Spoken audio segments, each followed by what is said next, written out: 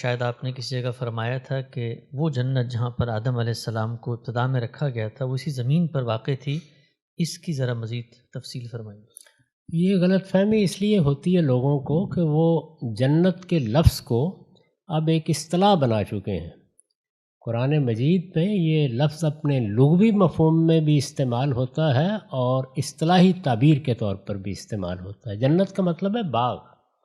آپ سورہ قلم میں دیکھیے، ایک باغ والوں کی مثال دی گئی ہے جن کے باغ پر سموم کا بگولا چل گیا اور سارا باغ برباد ہو گیا، تو اصحاب الجنہ کے الفاظ ہیں وہاں بھی۔ تو اس لیے جنت باغ کو کہتے ہیں عربی زبان میں۔ تو اس دنیا میں کسی باغ کے اندر ان کو رکھا گیا، وہ کہیں آسمان سے نہیں آئے تھے، انسانی شخصیت آسمان سے آئی ہے، انسان کا قالب اسی زمین میں تیار ہوا ہے۔ قرآن مجید نے اس کو اتنی وضاحت کے ساتھ بیان کیا ہے، یہ بتایا ہے کہ سمندروں کے کنارے جو دلدل سی بن جاتی ہے، وہاں سے ہم نے انسان کو بنانا شروع کیا۔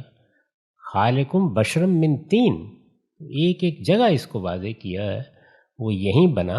البتہ جس وقت مختلف مراحل سے گزر کر لاکھوں سال میں اس کا تسویہ ہو گیا، اس کا جسمانی قالب تیار ہو گیا، تو پھر قرآن سورہ سجدہ میں یہ بتاتا ہے کہ ہم نے اس کے اندر وہ شخصیت آسمان سے نازل کی جس کو آپ انسان کہتے ہیں۔